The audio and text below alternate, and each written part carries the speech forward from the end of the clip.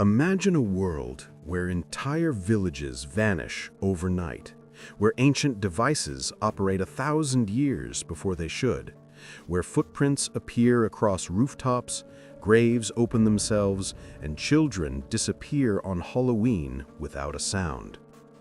Tonight, we dive into 10 of the most chilling, unexplained mysteries ever recorded. These aren't legends. These aren't campfire stories. These are documented events, preserved in police files, historical archives, and eyewitness accounts. So turn off the lights, put on your headphones, and join me as we travel across continents and centuries. Because every one of these stories shares one terrifying truth. The real world is far stranger than fiction. Welcome to tonight's journey into the unknown. Mystery 1. Bradley, the boy who vanished on Halloween. Halloween is supposed to be a night of laughter, costumes, and harmless scares. Kids running from door to door, showing off their outfits, collecting candy until their bags nearly rip. But in 2007, in a small Colorado neighborhood, that familiar excitement turned into one of the chilling disappearances in modern Halloween history. 12-year-old Bradley wasn't dressed as a superhero or a monster. He wore something simpler, something that made him stand out even more. A homemade cowboy costume. His mother had helped him put it together. A plaid shirt, toy boots, a lasso made from an old rope, and the most important piece of all, a worn brown cowboy hat he loved more than anything, the kind of hat that made him walk a little taller. Bradley went trick-or-treating with a group of close friends. These were kids he'd grown up with, kids who knew every inch of the neighborhood. They joked, pushed each other, compared candy, and knocked on every door with lights still on. Nothing seemed unusual until it was. Sometime around 8 p.m., one of the boys pointed out something strange. Bradley wasn't with them. They stopped, looked around, called his name. At first, they assumed he'd simply fallen behind, maybe tying his boot or adjusting his costume. But after a minute or two, panic began to creep in. The boys retraced their steps, walking back down the dimly lit sidewalk, and that's when they saw it. Sitting right by the curb, as if someone had gently placed it there, was Bradley's cowboy hat. At first, they laughed nervously, thinking maybe he dropped it, but something about the way it sat, perfectly still, made their stomachs twist. None of the boys remembered him taking it off. None of them remembered him running or getting pulled or stepping away. A little further up the road, they found something even worse. Bradley's trick-or-treat bag, torn open, candy scattered across the asphalt like some kind of breadcrumb trail. A trail that stopped abruptly, as if someone had scooped him out of the night and erased all evidence. That was the last thing anyone found of Bradley's belongings that night. Police questioned the boys repeatedly, hoping some detail had been missed, but every child told the same story. Bradley was there one moment and gone the next. No scream, no struggle, nothing out of place except the eerie silence that followed. Investigators theorized the most logical thing. Bradley wandered off. Maybe he got distracted. Maybe he followed someone he trusted. But even those explanations didn't fit neatly. The neighborhood wasn't crowded. Someone should have seen something, heard something, anything. And then came the strangest part. 1 week after his disappearance, Bradley's mother was in the backyard, an area sealed off during the investigation. She walked over to the small wooden fence near the tree line, something pulling her attention. There, resting in the grass, as if carefully placed, were Bradley's glasses. The glasses he had been wearing the night he vanished. His friends all swore he had them on the last time they saw him, which meant one thing. Bradley at some point might have returned home after he vanished from his group, or someone had put the glasses there to make it look that way. But that opened even more questions. If Bradley came home, Why didn't he go inside? Why leave his glasses in the yard? Why not call for help? Why return only to disappear again? There were no footprints, no signs of struggle, no signs that anyone else had entered the property, and no further clues were ever discovered. After that, the case simply went cold. The kind of cold that seeps into a community and stays for years. Halloween decorations in that neighborhood stayed in their boxes the next year, and the year after that. Children didn't roam freely anymore. Parents walked beside them, flashlights in hand, gripping them tightly. Because Bradley's story wasn't just a disappearance, it became a warning. A reminder that even on the most joyful nights, something unexplainable can slip through the cracks. Something patient, something silent. And Bradley has never been found. Mystery 2. The Antikythera mechanism. The machine that shouldn't exist. Long before microchips, before satellites, before modern engineering even existed, there was a storm off the coast of a small Greek island. Waves the size of buildings crashed against the rocks of Antikythera, dragging pieces of an ancient shipwreck closer to shore. And in 1901, sponge divers, expecting nothing more than broken pottery and rusted coins, descended into the deep. What they discovered instead would become one of the most unsettling scientific mysteries in history. A corroded block of bronze and wood, barely recognizable, fused together from centuries underwater. At first glance, it looked like nothing, just debris from a forgotten vessel, another relic destined for a museum basement. But the divers had no idea they were holding a machine that absolutely should not exist. When archaeologists began cleaning the object, small gears emerged beneath the corrosion. Intricate, precise, interlocking like the inside of a modern clock. But this wasn't a clock. It was something far more advanced, something so ahead of its time that historians refused to believe what they were seeing. Because inside that ugly, rusted lump was the world's first known computer. The Antikythera mechanism, as it became known, was eventually dated to somewhere between 150 and 100 BC. Let that sink in for a moment. Over 2,000 years ago, someone had built a device capable of calculating the positions of the sun, moon, and planets, predicting eclipses, tracking lunar phases, even marking the schedule of the ancient Olympic Games. Its complexity wasn't just unusual, it was impossible. No mechanism of comparable sophistication appears in the historical record until at least 1,000 years later. Medieval Europe, Renaissance engineering, early Arabic astronomy, nothing came close. Everything we thought we knew about ancient technology suddenly developed cracks. Who built it? How did they understand gear ratios this precise? Why was it the only one ever found? The more researchers studied the mechanism, the stranger it became. Dozens of gears were machined so perfectly that even modern clockmakers marveled at the craftsmanship. The teeth of the gears showed an understanding of mathematics far beyond what ancient Greece was believed to possess. Even the engraved instructions on the device, faded and incomplete, hinted at a knowledge system we still don't fully comprehend. Some experts argue it must have come from a workshop of a genius, perhaps someone following in the footsteps of Archimedes. Others claim it could have been the product of an unknown civilization entirely. One's technical abilities were lost to time. But here's the most unsettling part. If this device existed, then others like it should have existed too. Something so complex doesn't appear as a one-time miracle.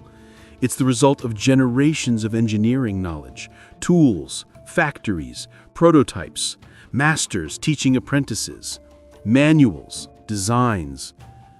And yet, there is nothing. No record, no fragments, no historical texts describing machines even remotely similar. It's as if the mechanism was created in isolation by a mind centuries ahead of its age, and then erased.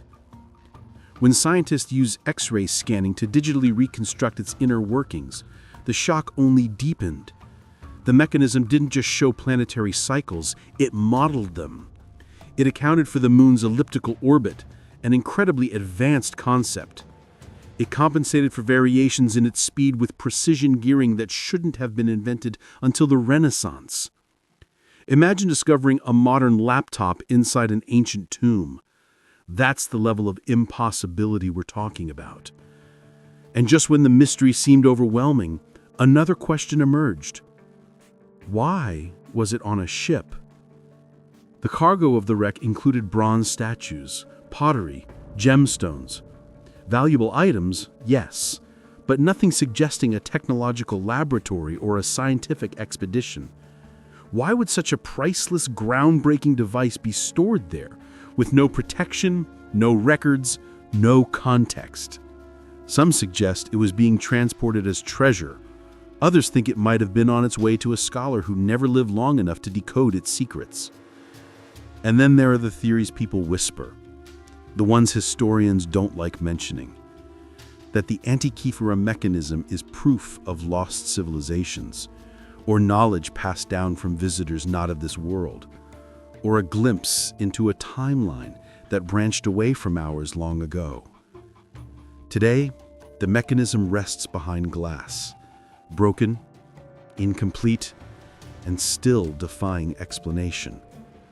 Scientists continue to study it, generate models, and argue about its origins. But one truth remains undeniable. Someone in the ancient world built a machine that shouldn't have been possible. And then, just as mysteriously as it appeared, that knowledge vanished, leaving behind a single artifact that challenges everything we think we know about human history. Mystery 3. The Whisper Beneath the Floor. Mornings in that house never really felt like mornings. The light didn't pour in. It leaked through the curtains like something forced its way inside. And when Mark woke up that day, he felt it immediately. That pressure in the air, that cold, crawling awareness that the house was paying attention to him. He sat up slowly. Nothing in the room had changed, yet somehow everything felt wrong. The walls seemed tighter, the silence louder, and even his own breath felt out of place. He walked into the hallway and froze. A thin line of disturbed dust ran along the wall, a perfect trail, as if a finger had been dragged across it. Not messy, not accidental, deliberate. And it led downstairs. "Uncle Jordan?" Mark called out. No answer. Just that strange, hollow echo the house loved to give back. Mark followed the trail to the stairs. Each step creaked under his weight, but there was something else too. A low vibration, almost like a heartbeat coming from beneath the wood. He tried to ignore it, but the rhythm felt too intentional to be random. When he reached the living room, the cold hit him like a wall, sharp and wet like the air in a forgotten basement. And then the TV flickered. Just once. Not even enough to make a sound. But in that single flash of static, he saw it reflected on the black screen. A figure, behind him. Tall, thin, bent forward in that same unnatural posture he'd glimpsed the night before. Mark spun around instantly. Nothing. Only that breathless stillness of the room staring back at him. He swallowed hard, rubbing his face with trembling hands. "Get it together, man. You're tired. That's all." But the house wasn't done. A soft, almost fragile noise drifted upward. A whisper. No words, no voice. Just the sound of something brushing, sliding, moving beneath him. Under the floorboards. Mark dropped to one knee, pressing his ear to the cold wood. For a moment, there was nothing. No draft, No pipes, no settling foundation, just silence. And then, skrrr, skrrr, skrrr. Something was dragging itself across the underside of the floor. Slow, heavy, purposeful. Mark jerked back, heart slamming against his ribs. He wanted to run outside, scream for help, punch the wall, anything to break the feeling that the house was breathing around him. But his legs betrayed him, carrying him instead toward the thick carpet beneath the coffee table. Because that sound, that whispering scrape, it was coming from directly below that spot. He crouched down, hesitating. The air above the carpet was colder, much colder. He lifted the edge. Underneath, the wooden floor was old and splintered, but that wasn't what bothered him. A narrow gap ran between two floorboards, a gap that definitely wasn't there before. And from inside it, the whispering returned. This time, closer. Hungrier. He stared at the opening, breath caught in his throat. Then, a nail slowly pushed upward from within, rising like a fingertip trying to pry the plank open. Mark shot backward, knocking over a lamp. The nail stopped. Silence. Then another sound bubbled up from the darkness below. Something wetter, thicker. A faint groan of effort, like whatever was down there had paused only to listen. Mark couldn't move. Couldn't speak. He was frozen, waiting for the next thing to happen. The house obliged. Every floorboard around him gave a soft, synchronized creak, as if all the wood was bending, leaning, responding to something shifting beneath it. Something aware of him. Something climbing upward.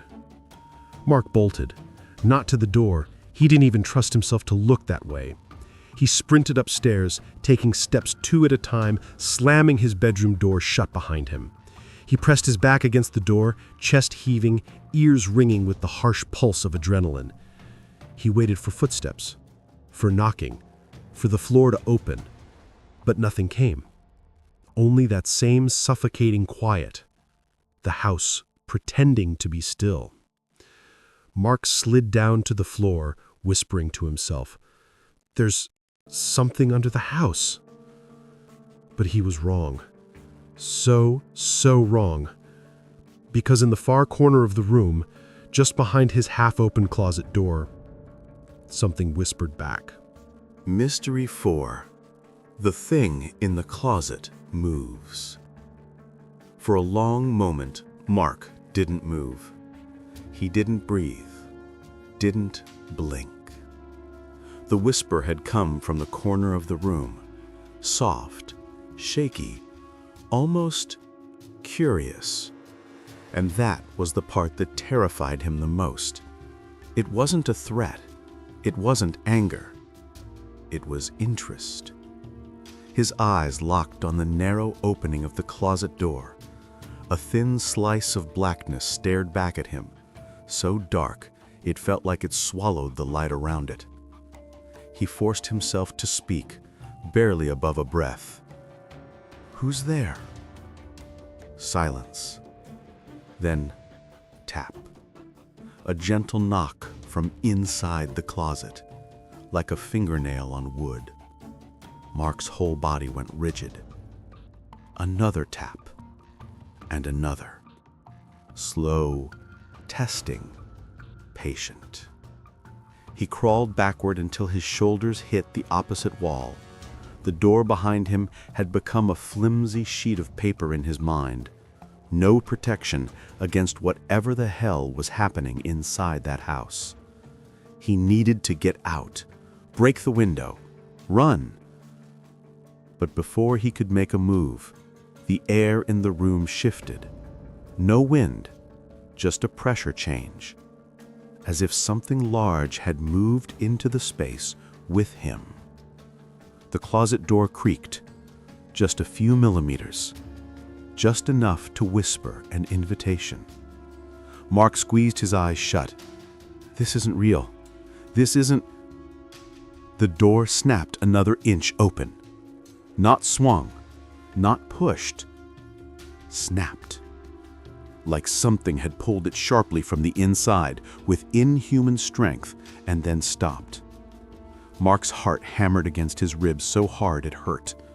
He stood up slowly, legs trembling, throat dry as sand, and circled around the bed, keeping as much distance from the closet as possible.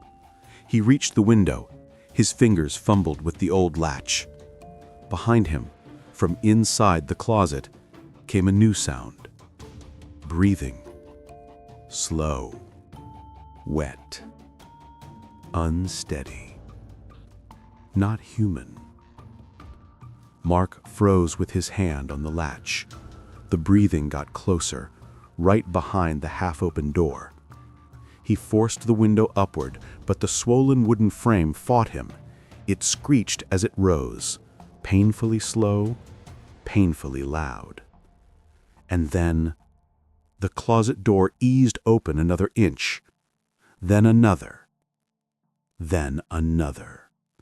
until the darkness inside stretched wide enough for something to emerge. But nothing came out. Instead, something leaned forward. A shape. A crooked silhouette. Unnaturally tall. It seemed too large to even fit in the closet, bending itself at impossible angles just to stay hidden. Mark caught a glimpse of fingers wrapping around the edge of the door. Long, thin, pale as bone. Not fingers meant for holding, fingers meant for reaching. He yanked the window higher and threw himself halfway through the opening, trying to slip outside. Not fast enough. Behind him, the whisper returned, right at his ear this time, as if the thing had moved across the room in complete silence in the span of a heartbeat. A slow, stretched whisper. Mark. He didn't think, didn't look. He dove out the window, landing hard in the cold grass below. Pain shot through his arm, but he didn't stop. He sprinted across the yard toward the tree line. The house watched him. He could feel it. Every window like an eye. Halfway to the woods, he turned back. The bedroom window he jumped from was still open, and the closet door, though he couldn't see it directly, cast a shifting shadow across the room's interior light. Something big, something tall, something wrong, stood just out of the window's frame, swaying gently like it was trying to decide whether to follow him. Mark stumbled backward into the trees. He didn't stop running until he reached the far edge of the forest, collapsing against a fallen log, chest burning. He stared at the house through the branches. No movement, no shape in the window, just darkness. But the whisper echoed in his mind, too real. Too close. And as the wind rustled the leaves around him, Mark finally understood. It wasn't trapped under the floor. It wasn't trapped in the closet. It wasn't trapped anywhere. It was roaming the entire house, and now it knew his name. Mystery 5. David Berkowitz, The Halloween Murders. Halloween in New York has always carried a strange electricity. The glowing jack-o'-lanterns, the packed streets, the way the cold wind sweeps through the alleys like it's carrying secrets. But in 1977, long before the city turned its serial killers into cautionary legends, there was a night people still whisper about behind closed doors. A night tied to the man who called himself Son of Sam. David Berkowitz had been arrested in August of that year. His killing spree, 6 dead, 7 wounded, had terrorized New York throughout the summer. When he was caught, the entire city exhaled in relief. Newspapers printed triumphant headlines, neighbors hugged each other on the streets, people finally slept with their windows open again. But what most people didn't know was that Berkowitz claimed he wasn't working alone. He hinted at a group, a network, a cult. And Halloween, he told investigators, was going to be their holy night. Authorities didn't take him seriously. They chalked it up to manipulation, insanity, or Berkowitz trying to stretch his moment of fame. The case was considered closed. But then Halloween arrived. In the suburb of Yonkers, just miles from where Berkowitz lived, police received their first call at 10:42 p.m. A woman reported screams coming from an old, run-down house on Warburton Avenue, a property rumored to be abandoned for nearly a decade. When officers arrived, the house was silent. No lights, no movement, no signs of struggle. But inside, carved into the rotting wooden floor, they found something chilling. A freshly etched pentagram, and initials burned into the wall. SOS, Son of Sam. At 11:15 p.m., another call came in, this time from a couple walking near Untermeyer Park, a place Berkowitz later claimed had been used for ritual gatherings. The couple said they saw a figure holding something in his hand, something that looked like a gun. By the time police arrived, the figure was gone. But lying on a stone bench at the center of the park was a small paper bag. Inside it, a dead black cat, its throat cut, a note pinned to its fur. The children will finish what he began. Halloween is ours. The media never got that story. The police buried it, too strange, too uncertain, too connected to a man they desperately wanted to forget. But the night wasn't over. Just after midnight, a third call. This time, it wasn't a warning. It was a murder. A 19-year-old college student named Rebecca Heller was found near the Hudson River Walkway. She had been shot once in the torso, same caliber Berkowitz used, no shell casings, no witnesses, no motive. The wound pattern was eerily familiar. The timing was even worse. When detectives interviewed Berkowitz the next morning, he didn't deny it. He didn't confirm it either. He just smiled and said, "Halloween is a busy night. They don't like unfinished business." Police launched a quiet investigation, but every lead they chased ended in smoke. No fingerprints, no matching vehicles, no witnesses willing to testify. And within weeks, the case fell apart. But one detail still haunts investigators who worked that night. At 3:14 a.m. on November 1st, an anonymous call came in to the Yonkers Police Department. A man whispering into the phone, voice trembling like he was forcing the words out. "You caught the dog, but the pack is still out there." Then he hung up. The number was never traced. Rebecca's murder remains unsolved to this day. And every Halloween since, Untermeyer Park sees a quiet increase in patrols, not because of crowds or parties, but because some officers still believe Berkowitz wasn't lying. That Halloween night, they say, wasn't a copycat, wasn't random. It was a message. And maybe the message wasn't from Berkowitz at all. Maybe it was from those he once served. Mystery 6. David Berkowitz, The Halloween Murders. Halloween in New York has always carried a strange electricity. The glowing jack-o'-lanterns, the packed streets, the way the cold wind sweeps through the alleys like it's carrying secrets.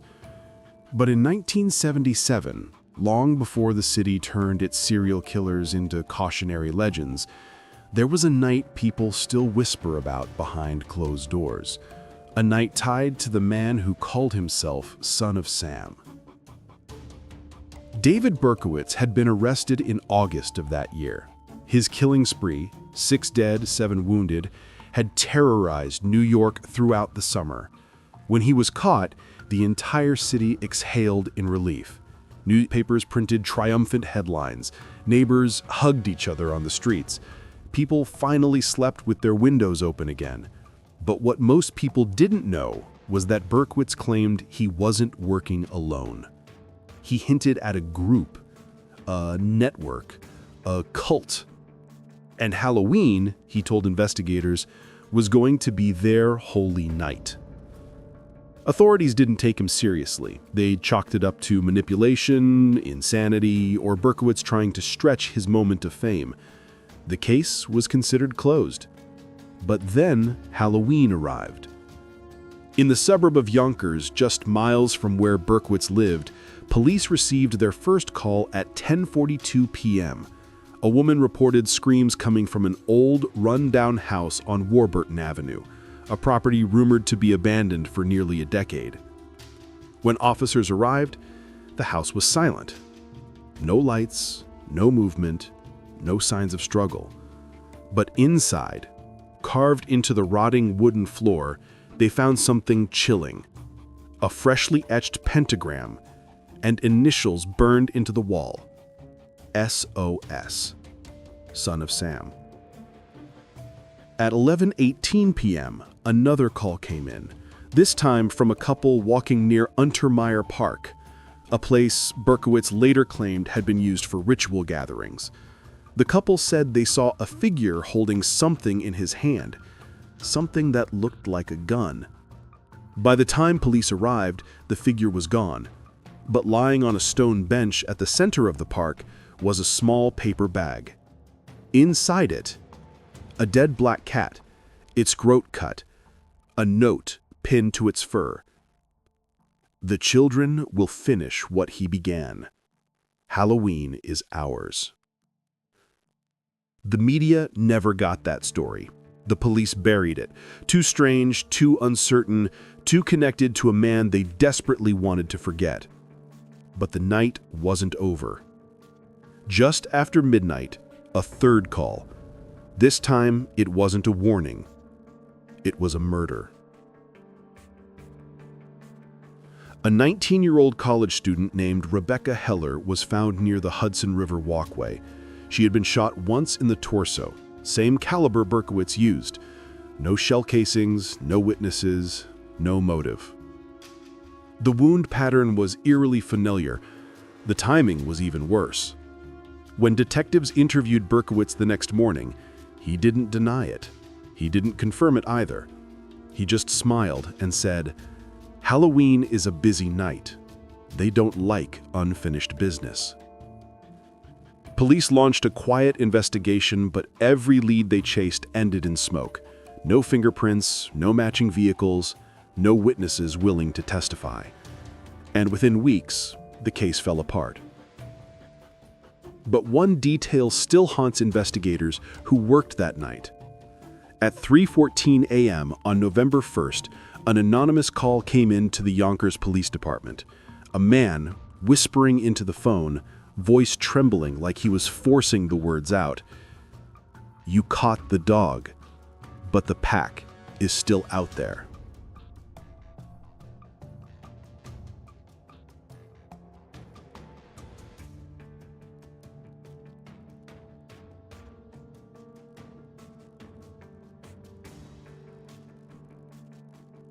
Mystery 7.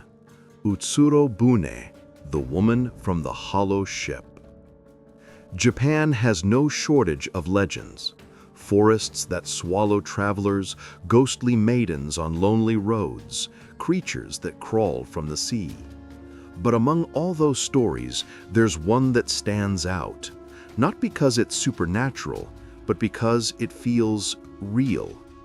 Documented, recorded, witnessed. A mystery preserved for more than 200 years. The story of Utsuro Bune, the hollow ship. It begins in 1803 on the eastern coast of Japan, in a small fishing village called Harayadori. It was a cold February morning, the kind of morning where fog clings to the surface of the water like a living thing. Fishermen heading out to sea noticed something drifting toward the shore, something too round, too smooth, too perfectly shaped to be a natural object. At first, they thought it was a barrel, then a boat, then something else entirely. It was an object unlike anything they had ever seen, a vessel shaped like half a cylinder. Some described it as a pot, others as a dome, made from strange polished wood, reinforced with metal that shimmered like copper but didn't rust. The bottom half was covered in iron plates. The top half was glass. Not cloudy Edo-era glass, but clear, clean, smooth, like something from a different century. The villagers pulled it ashore, gathering around as curiosity overtook fear. Inside, they found soft carpets, unknown writing carved along the walls, and containers filled with bread-like food no one recognized. But what truly shocked them wasn't the ship. It was who, or what, they found inside. A young woman, beautiful, pale, with long red hair that glowed in the sunlight. Her eyebrows were a strange shade of pink. Her clothes were unlike anything the villagers had ever seen. Elegant, layered, made from silk, embroidered with symbols no one could identify. Most unsettling of all, she clutched a small wooden box tighter than anything, and she refused, absolutely refused, to let anyone touch it. When they spoke to her, she responded with words no one recognized, a language that wasn't Chinese, Korean, Russian, Ainu, none of the surrounding cultures. She seemed scared, but not lost, confused, but not helpless, like she understood exactly where she meant to be, but wasn't allowed to say. One villager tried to reach for the box she held. The woman stepped back instantly, clutching it to her chest with such desperation that even the bravest fisherman retreated. Whatever was inside that box, she was willing to protect it with her life. The elders of the village gathered to discuss what to do. Some believed she was a foreign princess. Others said she was a spirit, a sea phantom. A few whispered a darker theory.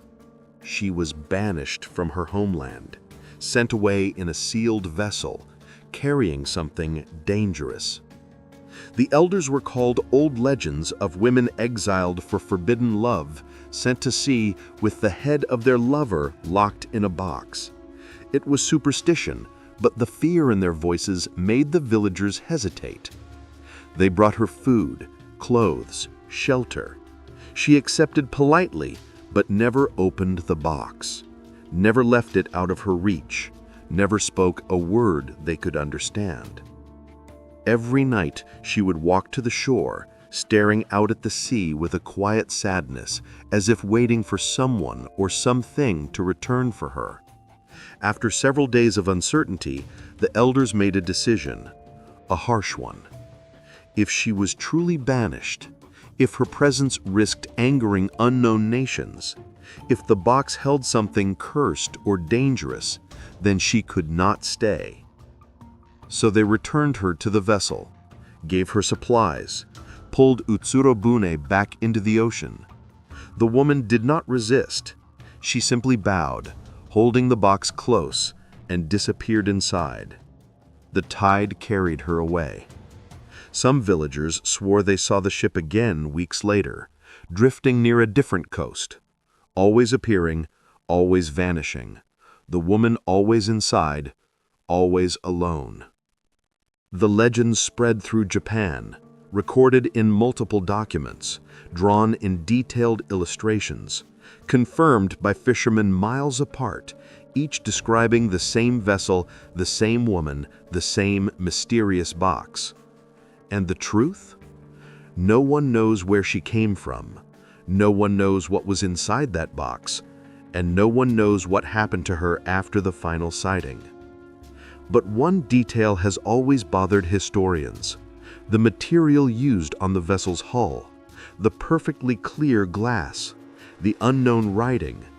None of it matched technology from 1803. It matched nothing from the 19th century at all. Some say she was a castaway. Some say she was a princess. Some say she wasn't human, but whatever she was, she did not arrive by accident. Mystery 8. The Vanishing of Anjakuni Village. There are disappearances, and then there are vanishings. The kind where everything is left behind. Boots, tools, meals still warm on the table, but the people are simply gone. No footsteps, no blood, no struggle. Just silence thick enough to swallow an entire community. One of the most chilling cases of this kind happened far to the north, in the icy wilderness of the Canadian tundra. A place so isolated, even the wind feels like it carries secrets. This is the story of Anjakuni Village, a whole settlement that vanished without a trace. The year was 1930. Winter had already buried the land in white, and temperatures dropped so low the air could freeze in your lungs. For fur trapper Joe LaBelle, this wasn't unusual. He had spent years navigating the brutal snowfields, moving between remote Inuit villages. Anjakuni was one of the places he stopped when he needed warmth, news, or simply a reassuring human voice. But on the night he arrived, he knew immediately something was wrong. As he approached the village, there were no lanterns, no barking dogs, no laughter from the igloos, no sound of tools on ice, just stillness. He called out, "Hello, anyone home?"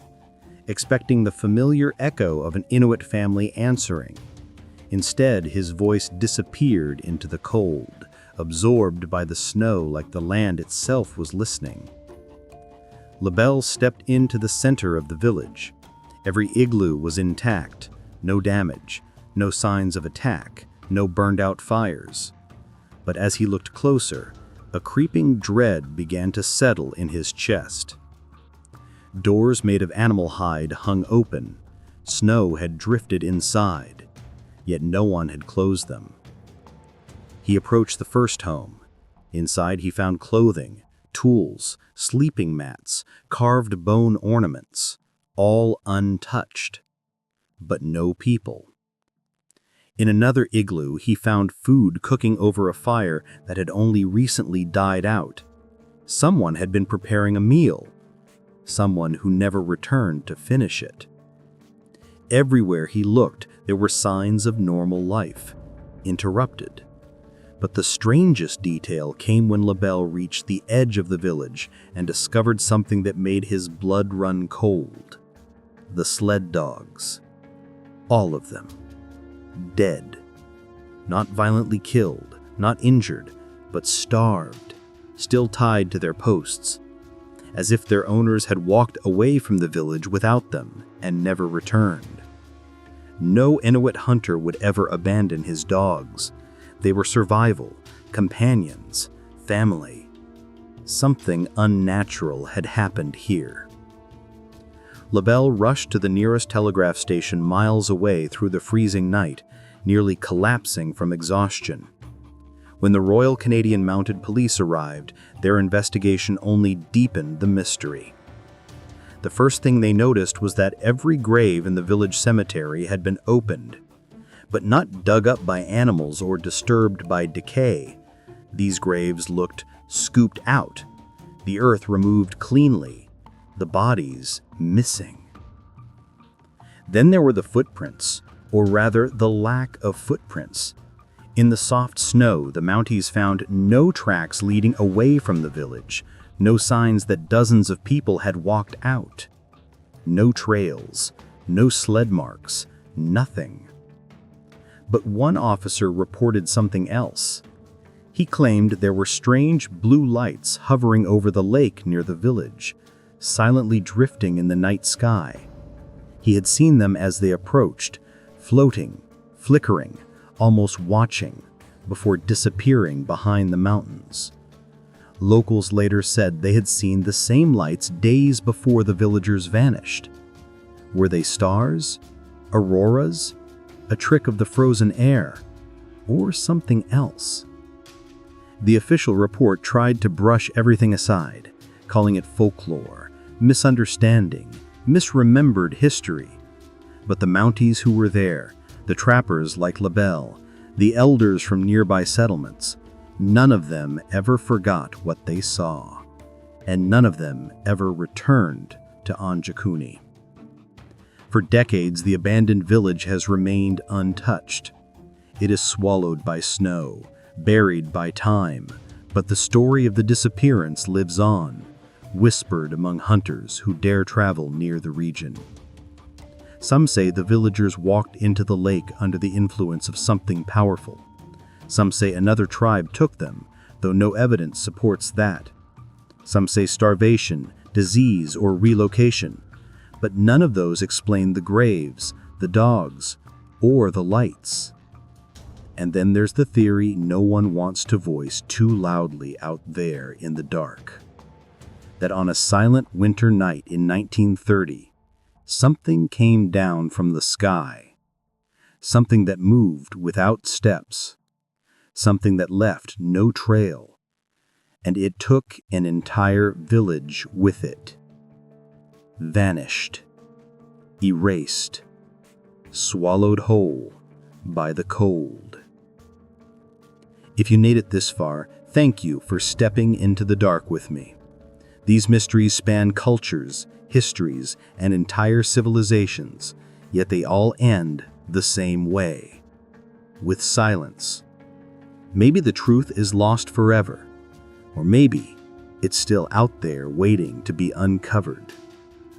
If you want more stories like these, the disappearances, the ancient enigmas, the unsolved horrors, make sure to like, subscribe, and drop a comment telling me which story tonight disturbed you the most. And remember, the world is far stranger than we think. Good night.